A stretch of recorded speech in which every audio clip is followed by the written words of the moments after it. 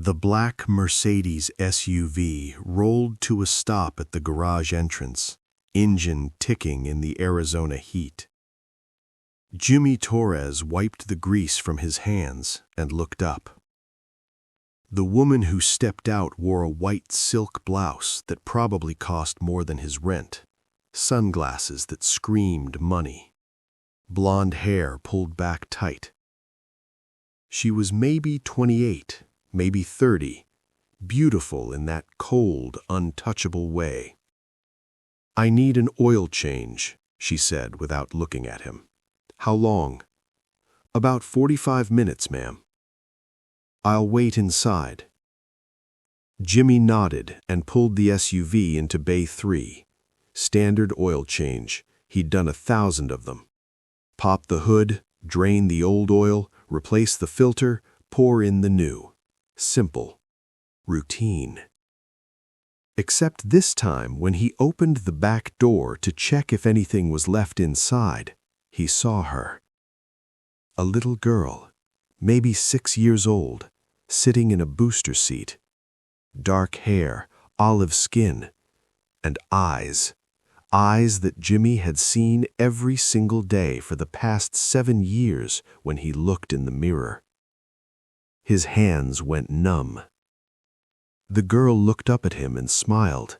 "Hi, I'm Sophie." Jimmy couldn't breathe. He stood frozen, one hand on the doorframe, staring at a child who had his exact same hazel-brown eyes with that little gold ring around the pupils, the same slightly crooked smile, the same small dimple on the left cheek. "Sophie," the woman's voice cut through the air like a whip.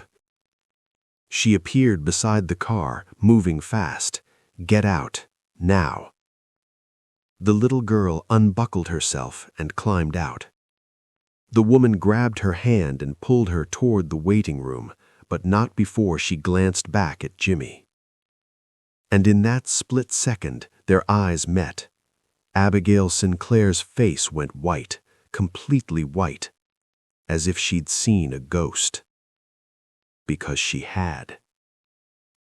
Jimmy Torres stood there in his blue mechanic's uniform, oil stains on his chest, a name tag that read Jimmy pinned crookedly to his pocket. And Abigail knew exactly who he was, because 7 years ago she had loved him. 7 years ago she had disappeared without a word, and 7 years ago she had been pregnant. The air between them crackled with something dangerous, something that had been buried for years and now was clawing its way back to the surface. Abigail turned and walked quickly toward the waiting room, pulling Sophie with her. Jimmy stood beside the Mercedes, his heart pounding so hard he thought it might break through his chest. He had a daughter.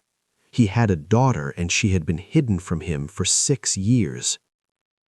If you're already hooked by this story, hit that subscribe button now, because what happens next is going to get intense. We release stories like this every week, and you won't want to miss what comes next. To understand why this moment shattered everything, we need to go back 7 years. Back to when Jimmy Torres was 25 years old and working at the same garage in Tucson, Arizona. Back then, Jimmy was different. Still poor, still a mechanic, but younger, hopeful. He worked hard, saved every dollar, dreamed of someday opening his own shop. Abigail Sinclair was a college student at the University of Arizona, business major, rich family from Scottsdale. Her father owned half the commercial real estate in Phoenix. Their worlds should never have collided. But one night, her car broke down on the side of Route 10. It was 11 p.m., dark, dangerous. She called AAA, and they sent Jimmy. He fixed her alternator on the side of the highway, refused to take her money, and told her to drive safe. 2 days later, she came back to the garage, not because her car was broken, because she wanted to see him again. They started talking, then coffee, then dinners at cheap diners where Abigail didn't care that the plates were chipped or that the waitress called everyone honey. For 3 months, they were inseparable. Jimmy fell in love, completely. Stupidly. The kind of love that makes a 25-year-old man believe that rich girls can actually choose poor boys. Abigail seemed to love him back. She laughed at his jokes. She showed up at the garage during his lunch breaks. She kissed him in the parking lot under the streetlights. Then one morning, she told him she was pregnant. Jimmy's first reaction was fear, then joy, then determination. "We'll figure it out," he said, holding her hands. "I'll work extra shifts. We'll get a place. We'll be okay." Abigail nodded. She smiled. She said, "I know." 3 days later, she was gone. No phone call, no text, no explanation, just gone. Jimmy called her 47 times. Every call went straight to voicemail. He drove to her apartment. A new tenant had moved in. He went to the university.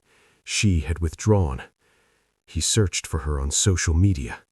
All her accounts were deleted.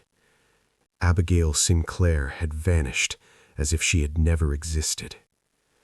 For months, Jimmy wondered if he had imagined the whole thing, if the pregnancy had been real, if she had kept the baby, or if something had happened. But there were no answers, just silence. Eventually, Jimmy stopped searching. He buried the pain deep and kept working. He never dated anyone seriously again, never let anyone get close. And now, 7 years later, she was standing in his garage with a daughter who had his eyes. Jimmy finished the oil change on autopilot. His hands moved, but his brain was somewhere else, somewhere spinning, trying to process what he had just seen.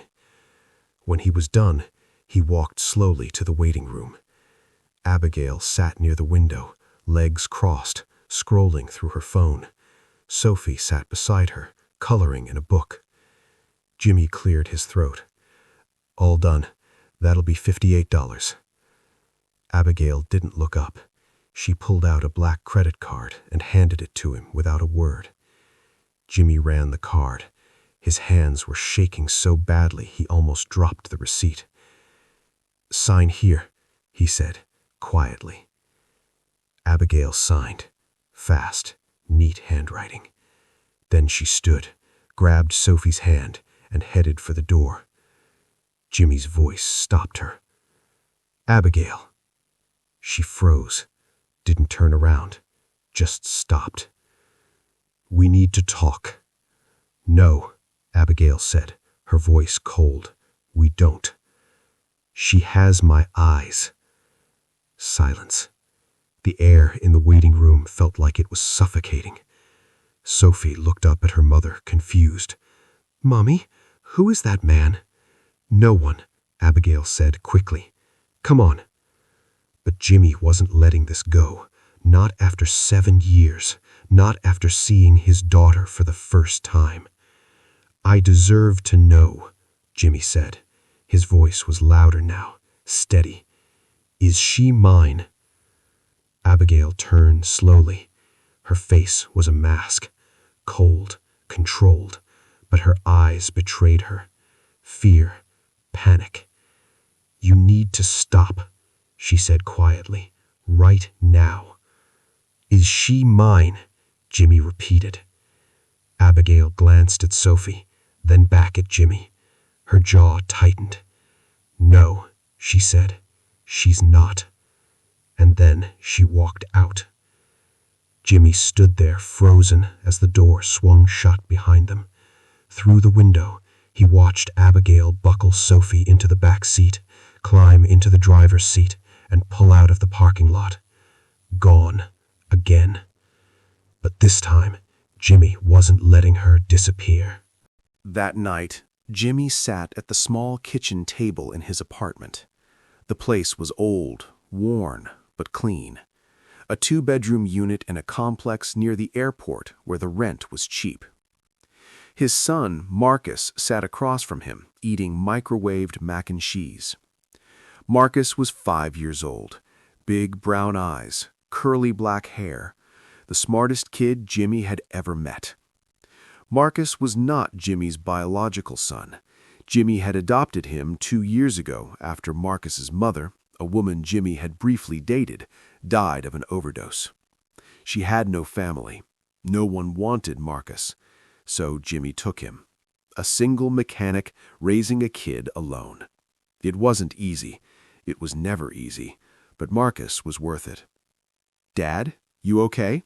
Marcus asked, looking up from his bowl. Jimmy blinked. "Yeah, buddy, I'm okay." "You look sad." Jimmy forced a smile. "Just tired."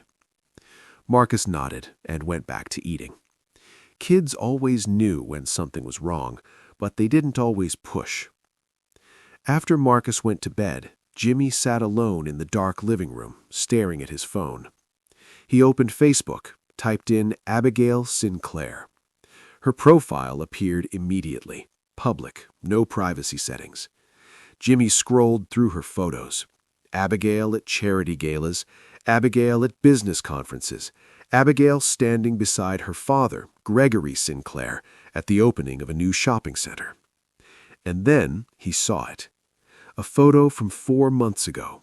Abigail and Sophie at Disneyland.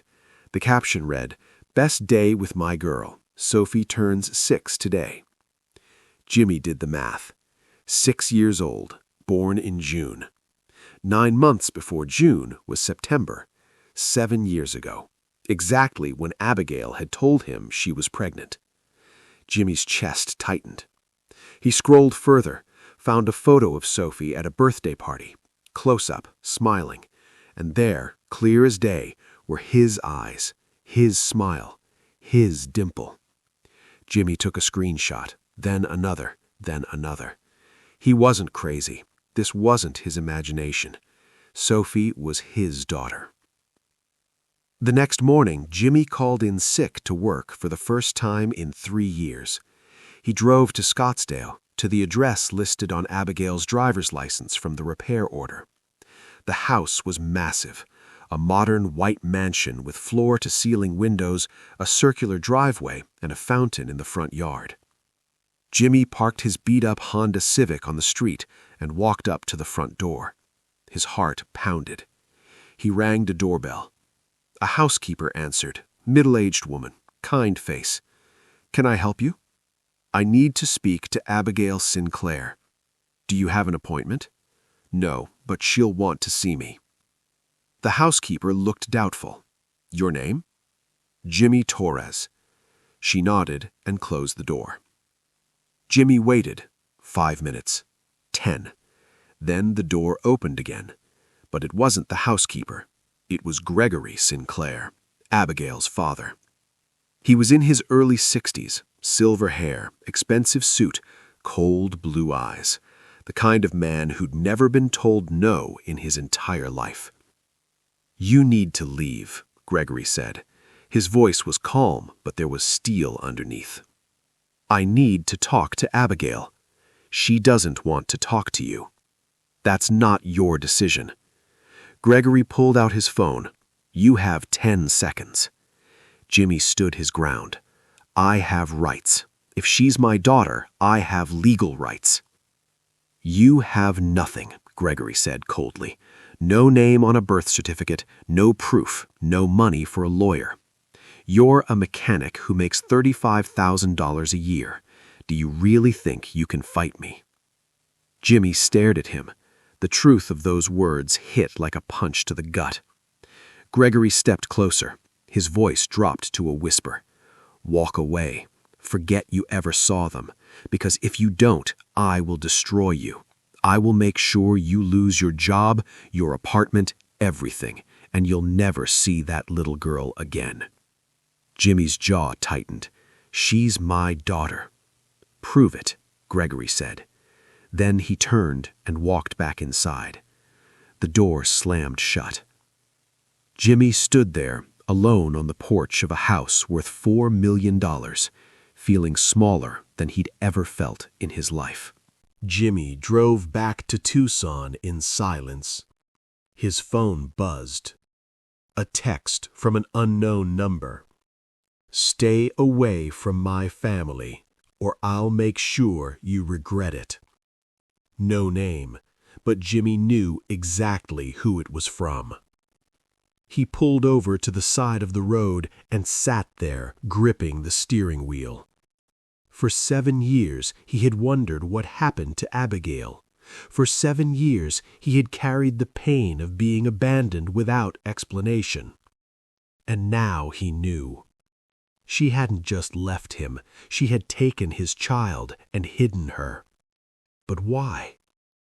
Jimmy thought back to those 3 months they had spent together.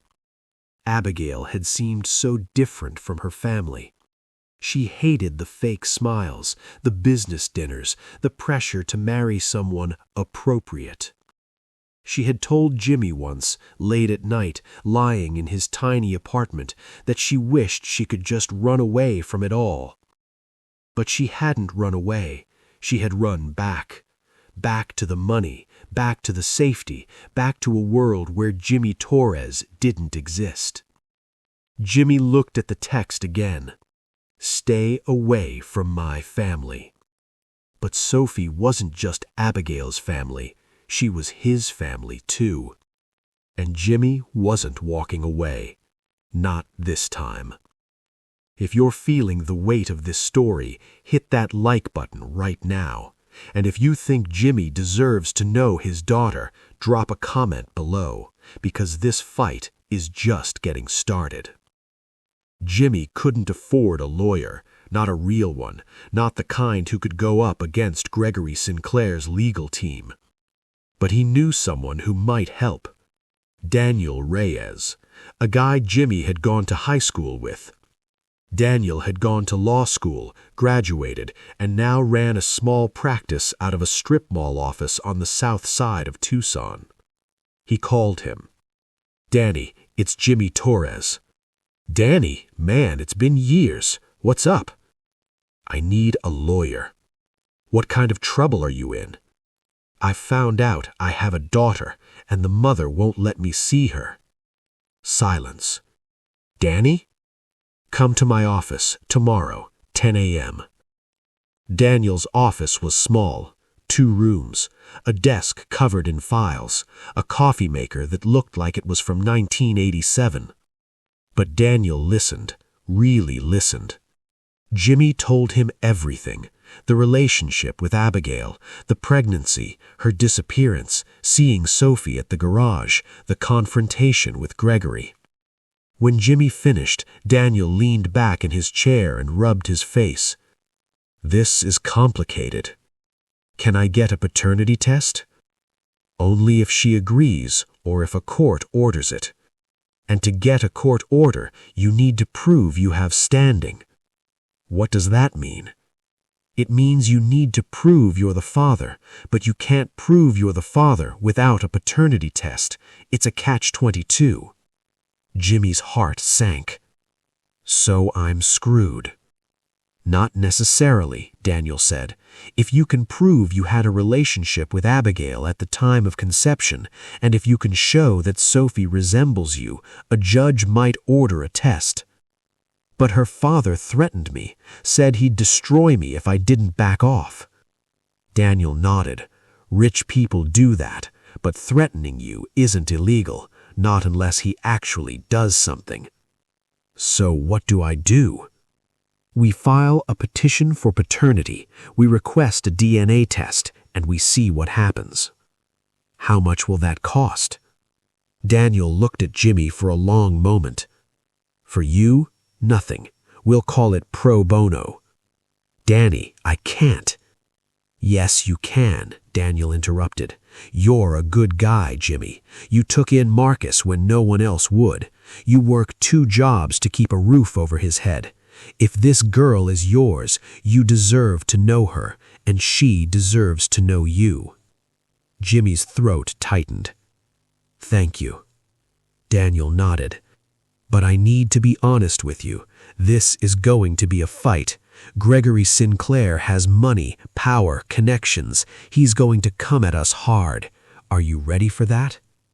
Jimmy thought of Sophie, of her smile, of her eyes. "Yeah," he said, "I'm ready." 2 weeks later, Abigail Sinclair received a legal summons. She was standing in her father's office when the courier arrived. Gregory opened the envelope, read the document, and his face turned to stone. "He's suing for paternity." Abigail's stomach dropped. "What?"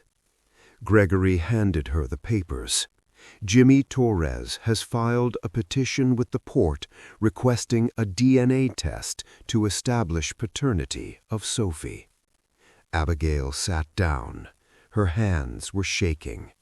"This can't happen," she whispered. "It won't," Gregory said. "I'll handle it." "Dad, you don't understand. If they do a DNA test—" "They won't," Gregory cut her off. "We'll file a motion to dismiss. We'll argue he has no standing. We'll bury him in legal fees until he gives up." "But what if he doesn't give up?" Gregory looked at his daughter. His voice softened, just slightly. "Abigail, why didn't you tell me he was the father?" Abigail looked away. "Because I knew what you'd do. I would have handled it." "Exactly." Gregory sighed. "You should have gotten rid of the problem 7 years ago." Abigail's head snapped up. "She's not a problem. She's my daughter." "And now she's a liability," Gregory said coldly, "because that mechanic isn't going away." The court hearing was set for 3 weeks later. Jimmy took the day off work. He wore the only suit he owned, a black one he'd bought at Goodwill for Marcus's kindergarten graduation. Daniel met him outside the courthouse.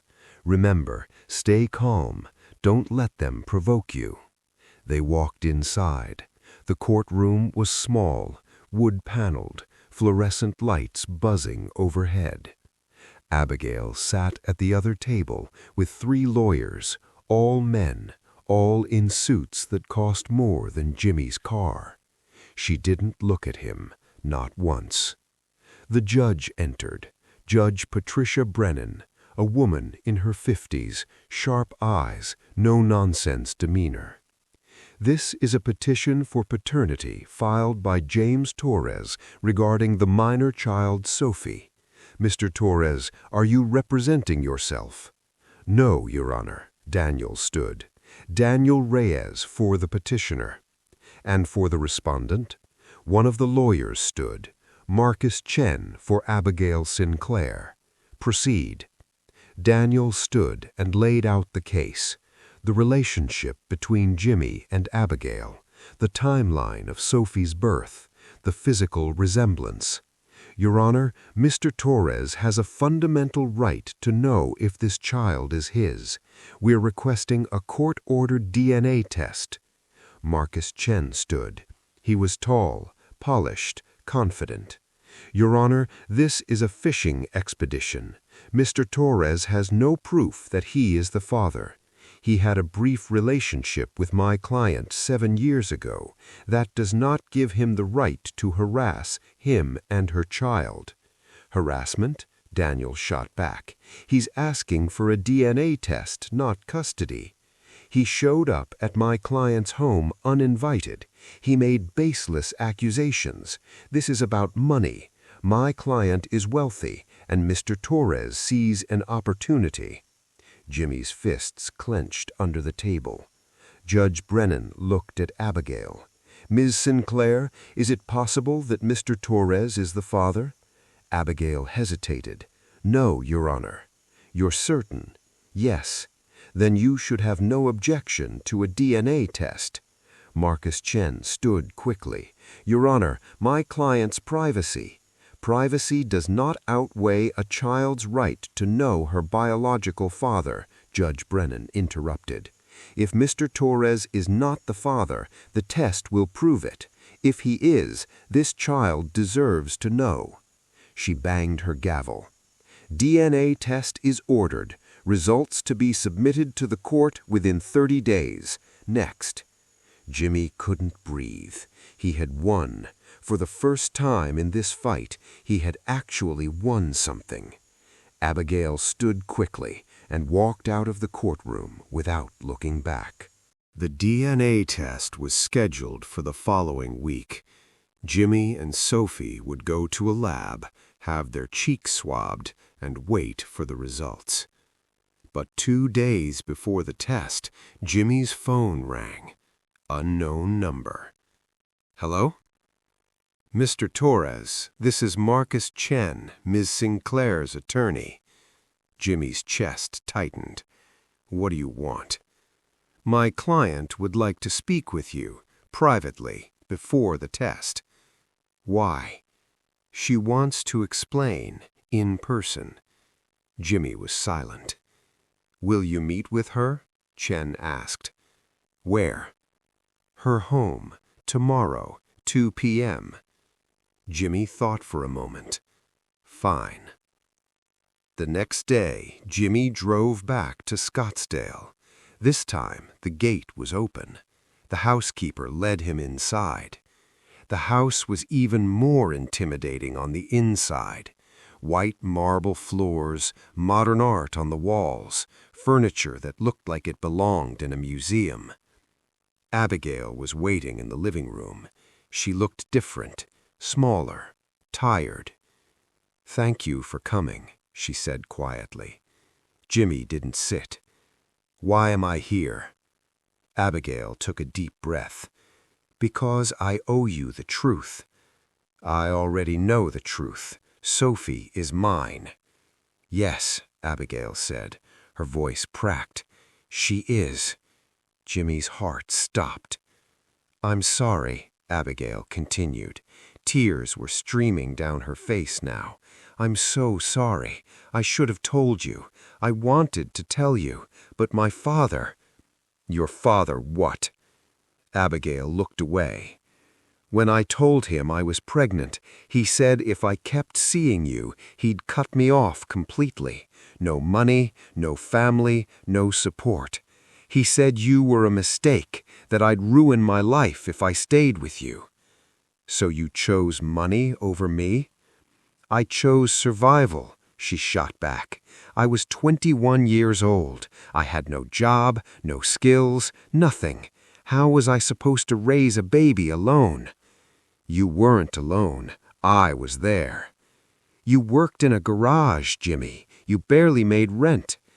"We would have figured it out." "I know," Abigail whispered. "I know that now.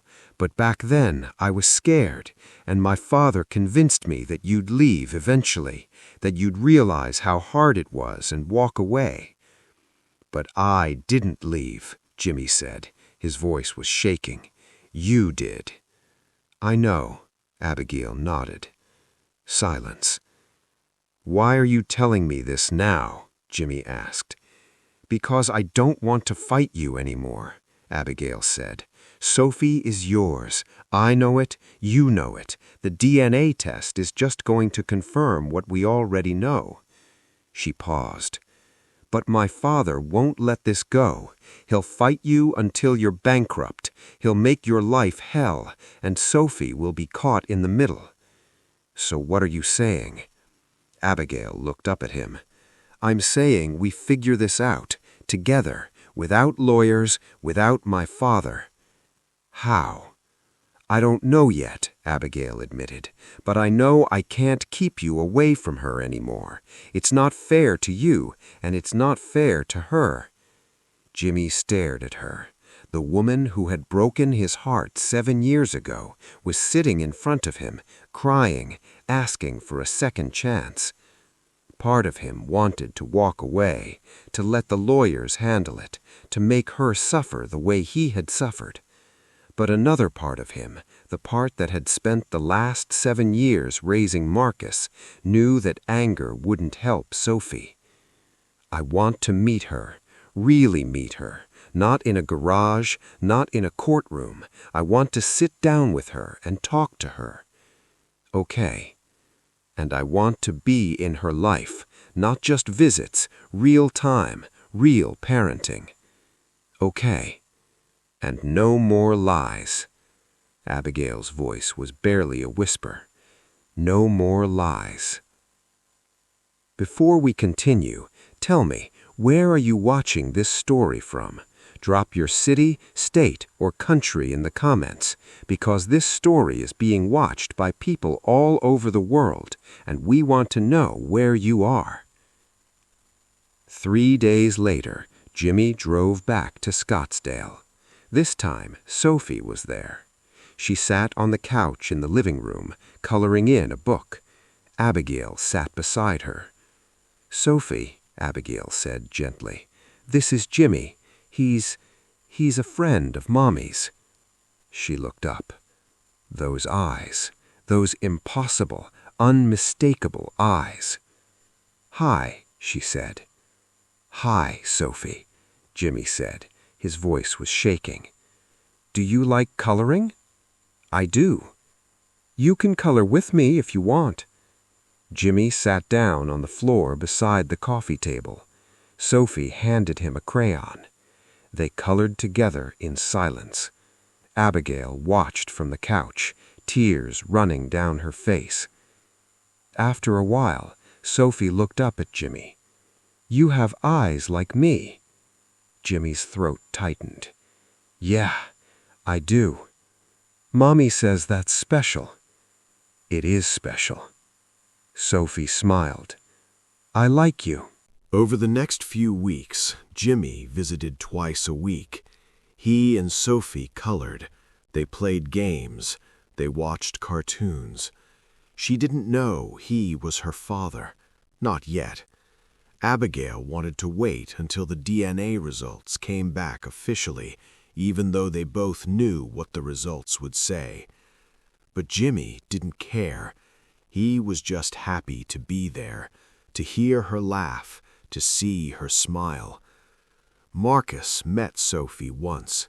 Abigail had been nervous about it, but Marcus was gentle, patient. He showed Sophie his favorite toy cars. They played together in the backyard. "Is she my sister?" Marcus asked Jimmy that night. Jimmy nodded. "Yeah, buddy, she is." Marcus smiled. "Cool." The DNA results came back 3 weeks later.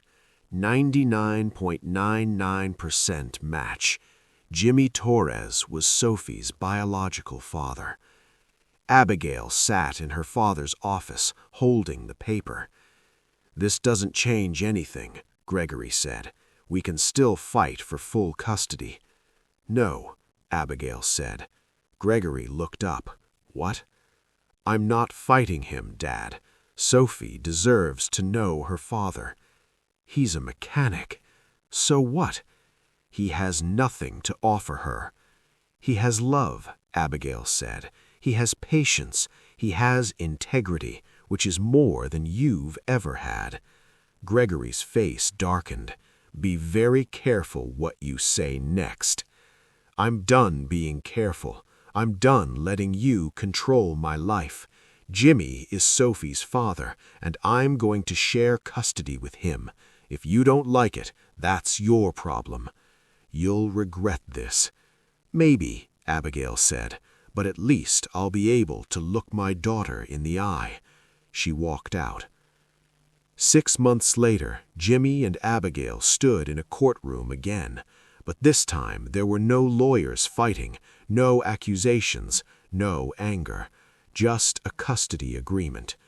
Jimmy would have Sophie every other weekend and one night during the week. He would be listed on her birth certificate. He would have full parental rights. Judge Brennan signed the order.